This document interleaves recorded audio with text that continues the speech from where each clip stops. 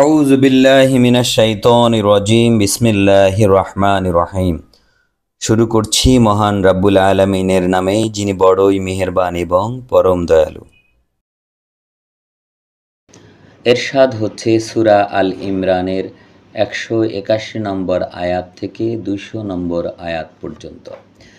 নিঃসন্দেহে আল্লাহ তাদের কথা শুনেছেন যারা বলেছে যে আল্লাহ হচ্ছেন অভাবগ্রস্ত আর আমরা বিত্তবান। এখন আমি তাদের কথা এবং যেসব নবীকে তারা অন্যায়ভাবে হত্যা করেছে তা লিখে রাখব। অতঃপর বলবো, আস্বাদন করো জ্বলন্ত আগুনের আযাব। এটাই হলো তারই প্রতিফলন যা তোমরা ইতিপূর্বে নিজেদের হাতে পাঠিয়েছ। বস্তুত আল্লাহ বান্দাদের প্রতি অত্যাচার করেন না। সেই সমস্ত লোক যারা বলে যে আল্লাহ আমাদিগকে এমন কোনো রসুলের উপর বিশ্বাস না করতে বলে রেখেছেন যতক্ষণ না তারা আমাদের নিকট এমন কোরবানি নিয়ে আসবেন যাকে আগুন গ্রাস করে নেবে। তুমি তাদের বলে দাও, তোমাদের মাঝে আমার পূর্বে বহু রসুল নিদর্শনসমূহ এবং তোমরা যা আবদার করেছ তা নিয়ে এসেছিলেন। তখন তোমরা কেন তাদেরকে হত্যা করলে যদি তোমরা সত্য হয়ে থাকো? তাছাড়া যদি তোমাকে মিথ্যা প্রতিপন্ন করে তবে তোমরার পূর্বেও এরা এমন বহু নবীকে মিথ্যা প্রতিপন্ন করেছে যারা নিদর্শনসমূহ নিয়ে এসেছিলেন এবং এনেছিলেন সহিফা ও প্রদীপ্ত গ্রন্থ। প্রত্যেক প্রাণীকে আস্বাদন করতে হবে মৃত্যু, আর তোমরা কিয়ামতের দিন পরিপূর্ণ বদলা প্রাপ্ত হবে। তারপর যাকে দোজখ থেকে দূরে রাখা হবে এবং জান্নাতে প্রবেশ করানো হবে তার কার্যসিদ্ধি ঘটবে, আর পার্থিব জীবন ধোঁকা ছাড়া অন্য কোনো সম্পদ নয়। অবশ্য ধন সম্পদে এবং জনসম্পদে তোমাদের পরীক্ষা হবে এবং অবশ্য তোমরা শুনবে পূর্ববর্তী আহলে কিতাবদের কাছে এবং মুশরিকদের কাছে বহু অশোভনোক্তি।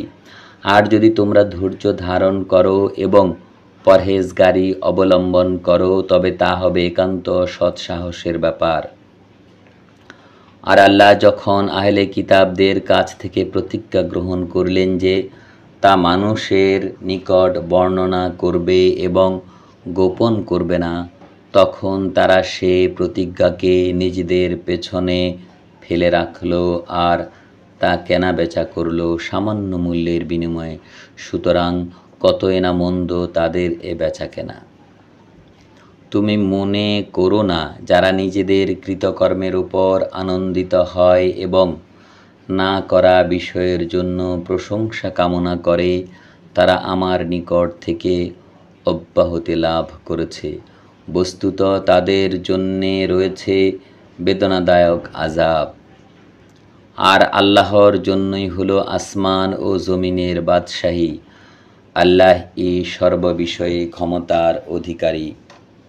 নিশ্চয় আসমান ও জমিন সৃষ্টিতে এবং রাত্রি ও দিনের আবর্তনে নিদর্শন রয়েছে বোধ সম্পন্ন লোকদের জন্য, যারা দাঁড়িয়ে বসে ও শায়িত অবস্থায় আল্লাহকে স্মরণ করে এবং চিন্তা গবেষণা করে আসমান ও জমিন সৃষ্টির বিষয়ে।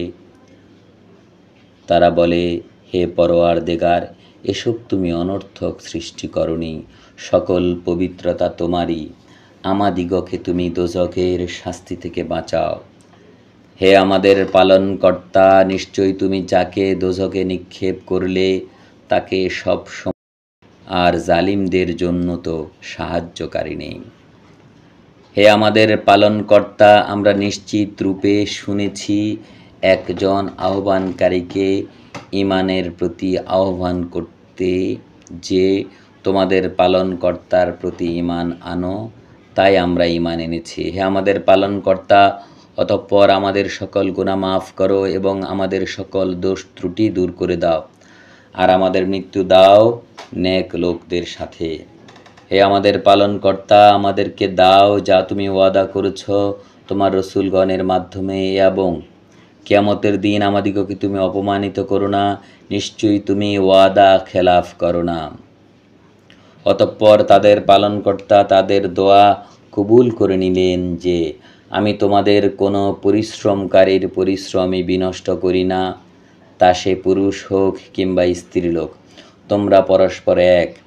তারপর সে সমস্ত লোক যারা হিজরত করেছে তাদেরকে নিজেদের দেশ থেকে বের করে দেওয়া হয়েছে এবং তাদের প্রতি উৎপীড়ন করা হয়েছে আমার পথে, এবং যারা লড়াই করেছে এবং মৃত্যুবরণ করেছে, অবশ্যই আমি তাদের উপর থেকে অকল্যাণকে অপসারিত করব এবং তাদেরকে প্রবিষ্ট করব জান্নাতে, যার তলদেশে নহর সমূহ প্রবাহিত।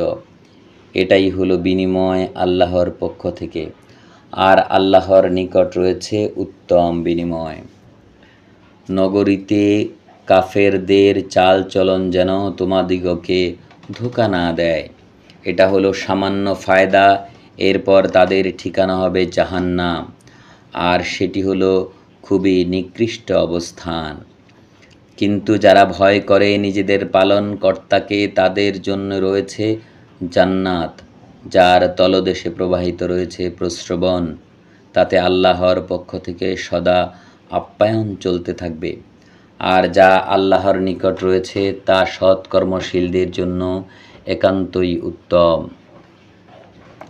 আর আহলে কিতাবদের মধ্যে কেউ কেউ এমনও রয়েছে যারা আল্লাহর উপর ঈমান আনে এবং যা কিছু তোমার উপর অবতীর্ণ হয় আর যা কিছু তাদের উপর অবতীর্ণ হয়েছে সেগুলোর উপর আল্লাহর সামনে বিনয় অবনত থাকে এবং আল্লাহর আয়াতসমূহকে স্বল্প মূল্যের বিনিময়ে সওদা করে না। তারাই হলো সেই লোক যাদের জন্য পারিশ্রমিক রয়েছে তাদের পালনকর্তার নিকট। নিশ্চয়ই আল্লাহ যথাশীঘ্র হিসাব চুকিয়ে দেন। হে ঈমানদারগণ, ধৈর্য ধারণ করো এবং মোকাবেলায় দৃঢ়তা অবলম্বন করো, আর আল্লাহকে ভয় করতে থাকো, যাতে তোমরা তোমাদের উদ্দেশ্য লাভে সমর্থ হতে পারো। মহান আল্লাহ যা বলেছেন সত্য বলেছেন।